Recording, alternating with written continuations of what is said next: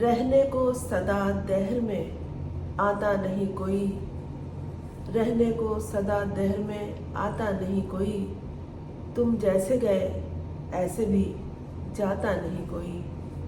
मौलाना तारिक जमील के सबसे छोटे फर्जंद आसिम जमील इंतकाल फरमा गए हैं। इन्ना लिल्लाहि व इन्ना इलैहि राजिऊन।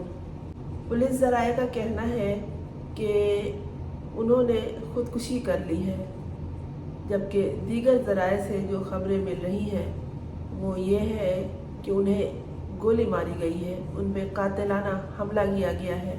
वल्लाह आलम, जैसे जैसे वक्त गुजरेगा असल बात तहकीकात के बाद सामने आएगी। लेकिन मौलाना तारिक जमील ने ट्विटर पर ये बात शेयर की है कि उनके छोटे साहिबजादे आसिम इस जहान फ़ानी से रुखसत हो चुके हैं।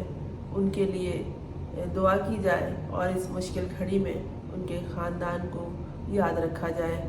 दोस्तों, एक ज़ईफ़ बाप जो अपनी ज़िंदगी के तकरीबन चौथाई हिस्से को गुजार चुका है और उसे जब अपने नौजवान बेटे को कंधा देना पड़ेगा, उसे आखिरी आरामगाह तक पहुंचाने के लिए उसकी मैयत को पहुंचाना पड़ेगा कब्रिस्तान तक, तो उस पर क्या गुजरेगी।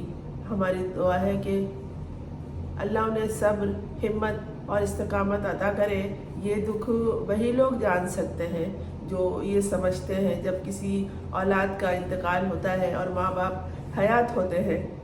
मौत के वक्त और उसे आखिरी आरामगाह तक पहुंचाने तक तो बेशुमार लोग साथ देते रहते हैं, लेकिन उसके बाद जैसे जैसे वक्त गुजरता जाता है, वालिदैन के सामने अपने उस बिछड़ जाने वाली औलाद की सारी ज़िंदगी, जब वो उसके हाथों में आया था उस वक्त से लेकर और जब उसने अपने हाथों से उसे कब्र तक उतारा हो, सारा कुछ याद आ जाता है और याद आता रहता है। बहुत बड़ा गम होता है वालिदैन के लिए। औलाद का गम बहुत बड़ा गम होता है, इसी के सहारे लोग अपने बाकी वक्त काट देते हैं। औलाद का गम सबसे बड़ा गम होता है। इसी दुख को सहारते सहारते माँ बाप कब्र में वक्त से पहले उतर जाते हैं अगर औलाद जवानी में उन्हें दाग़ मुफारकत दिए जाए।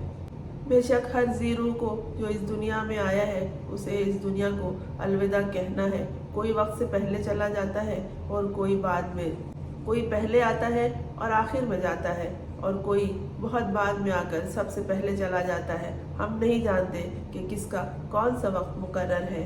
दोस्तों, ऐसे वक्त में बहुत एहतियात करना चाहिए। किसी के ज़ख्मों पर नमक नहीं छिड़कना चाहिए। बिछड़ने वालों के दर्द को समझने की कोशिश कीजिए। खुदा करे कि आपसे कोई कभी ना बिछड़े, लेकिन जिस तरह के कमेंट्स किए जा रहे हैं ट्विटर पर कि एक यूथिया चला गया या इनका ताल्लुक पीटीआई से था, इन बातों को, इन इख्तिलाफात को भूल जाइए। मौत किसी को नहीं देखती, पता नहीं कब किसका बुलावा आ जाए।